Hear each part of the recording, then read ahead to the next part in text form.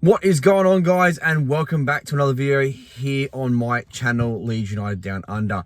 It's been a little while, my apologies. Life gets in the way. I said this in the last video, but I'm going to make a conscious effort to actually make videos now. I have sort of tripped myself over here because the transfer windows are the main times that creators get a lot of views. It's when my channel really got to 500 views, 500 subscribers was when the transfer window was not open, and then unfortunately the views and stuff sort of dropped off quite a bit. So that may have played a part in struggling to make content. Not that it's about that really, but yeah, made it a little bit rougher. But anyway, I'm back. I'm keen to make videos again. It's not about the views, it's about getting my thoughts out there. And I guess there's a lot to catch up on, but I'll talk about the signings we've made today and what we're looking at for the rest of the window coming up to the end of it, as well as the last result. But yeah, we'll go from there. So first of all, Rutter, Jorginho Rutter, or Rutter, I've heard different pronunciations, comes to the door. I'm really excited about him. He looks really techie. Look, he doesn't have the goal scoring record to go with what we want in a striker, but maybe they're looking at playing him as a behind Rodrigo or Bamford, or playing him out on one of the wings.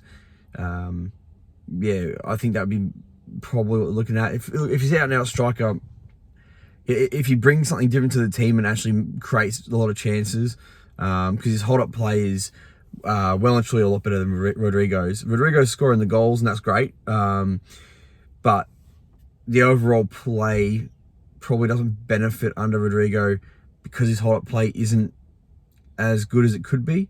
Takes a little too much time on the ball. But so I think Rutter will bring something different to this team. Only young, he's only 20 years old, he's French. We all know French talents and how good they are. So I'm really excited about that, and fingers crossed he can hit the ground running. Haven't seen him yet, obviously, but the Leeds fans are being kept on the edge of their seat for that one. And when he does come on, I have no doubt that he'll be fantastic, and him and Nyonto will tear teams apart. So the other signing, Verba, looks really, really good so far. I really, really like him. He looks like the sort of player that can really kick on, and he looks like a player that can really lead this team. He's played really well so far. So he's fit right in. I think we still need more at the back. We know how defensively frail we are.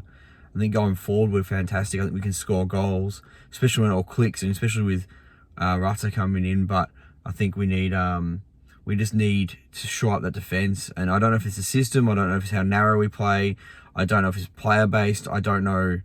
I can't really pinpoint what it is, because even Robin Koch had a couple of good games there, and then the last few he's not really played well. So it's inconsistencies. Luke Ayling should never touch a football for us ever again. I'm sorry, I love him. He was part of that promotion side, but even against Cardiff in the Cup, that was shocking. What was he doing defending there? But he does that sort of stuff all the time, and he's not a centre-back. We need to rotate these players through, and right now he's our second best option at right back, and that's saying a lot. But it is a big rebuild. These are a lot of Bielsa players that were better under Bielsa. It's unfortunate because they don't have massive resale value, so you can't just go sell Ayling for 25-30 million and go buy another player. You have to really sort of dig deep into your pockets to get the money, because you'd be lucky to get a couple of million for him now, probably 3-4 million. So you can't reinvest that in anything but youth, really. So again, have to spend more money, although it seems like the 49ers are throwing money at the situation. And that leads me on to the last signing that we're looking at so far. Well, there's two. Zaniolo, who I saw signed on for FM, the Football Manager last year. in my Newcastle save that I did, just the beta save, and he was fantastic on there. So so I know who Zaniolo is, and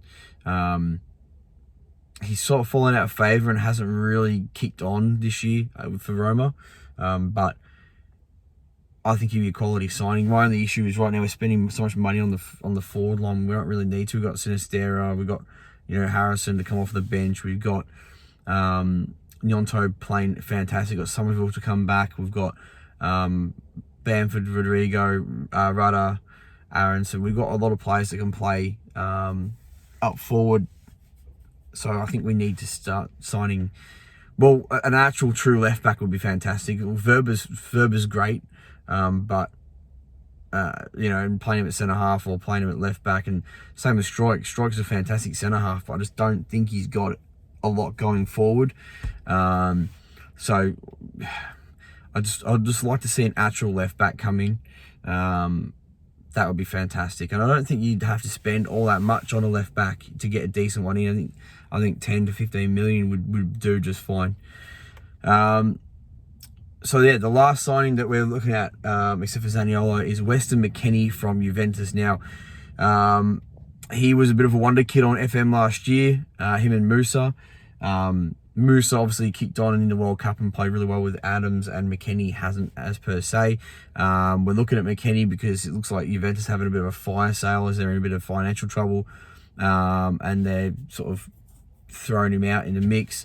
There's a couple of clubs looking at him, or he's being thrown to. I think we're seen as likely because of the whole United States sort of link, but I'm not too sure about him. He's relatively young. He's seen as a good player, but when you put him up against United, which we've seen Conor McGilligan's channel, the stats don't look great for McKennie. I don't know if he's going to come straight into the squad and make a massive impact.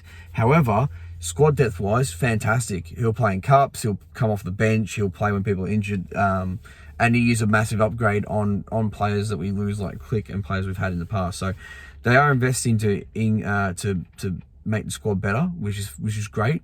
But right now we really probably need to spend money on solidifying that starting 11, and just shoring up the back, because if Robin Koch and all that drop to the bench, or you get a left back in and Stroik moves to centre half, and it moves players around and adds depth. So yeah, we'll see what happens there. I don't know how much they're talking about, but we can't really spend 25-30 million for the guy. He's probably not worth that. I'd say, yeah, in the teens, 15 to 20. I think Connor said the same thing. It's probably where I'm getting that dollar value from. So, would I get him in? Probably not. I'd rather go for a left back. I don't think we need to shore up the midfield right now.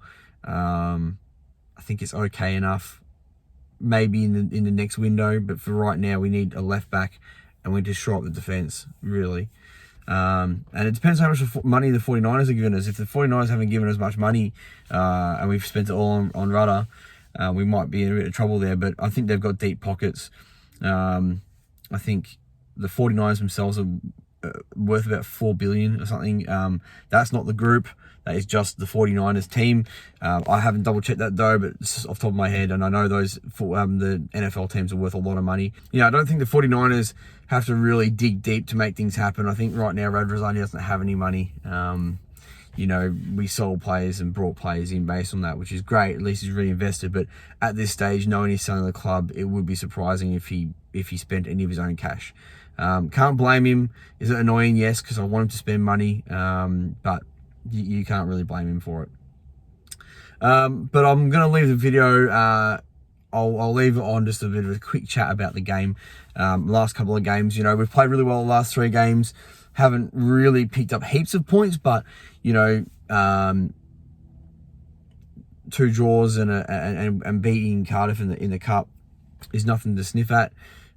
We are very close to the drop zone, but we are starting to kick on. I think the difference between teams that go down and the teams that stay up, the teams that stay up always have a bit of a purple patch at some stage.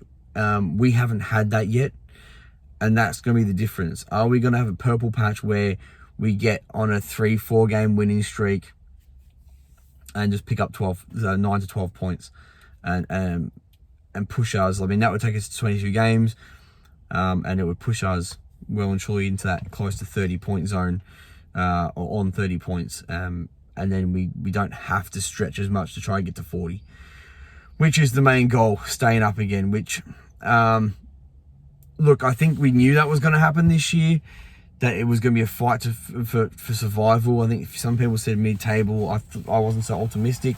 I sort of thought we would be fighting to stay up again, but I didn't think it would be this uncomfortable. I thought we would be sort of maybe a couple of points better off at this stage, maybe 21, 22 points. But yeah, we dropped points against Southampton at the start of the season. You know, there's been a couple of games we've dropped points. So just got to kick on, get going, score some goals, stop conceding. You know, even Cardiff, the commentators, Kerr said, "Oh, looks like Leeds are going to finish with a clean sheet," and then, you know, couldn't believe they scored 2. So, you know, even against Cardiff, who are struggling to score goals in the Championship, Leeds managed to concede goals. So, anyway, frustrating, but there are positives. We're playing well. We look good on the weekend, especially the second half. We move on now, and we really need to get points against Nottingham, who are really good at home. So, I look at the table and go, where do our wins come from? And there will be a win. It's just, it's random. You can't really pick it. We might go beat Man United. Like, it'd be something random like that. So we'll see. But this next month is really important. The next 4 games are really important, because we have to really pick up points now. We have to maybe get out of the 4 games, try to get ourselves another, 6 points. We've got Man United. If we can try and get a draw there, maybe try and get 67 points out of the next 4 games and try to make a bit of a gap, because right now, one weekend where results don't go our way and we're in the relegation zone. So we're sort of just teetering at the moment. But yeah, thank you for sticking around. I've lost about 20 or 30 subscribers. My apologies if you are returning and you unsubscribed. My apologies. I'm going to try to be more consistent, yeah, we'll go from there. Anyway, if you enjoyed the video, like, comment, subscribe, and I'll speak to you on the next one. Peace.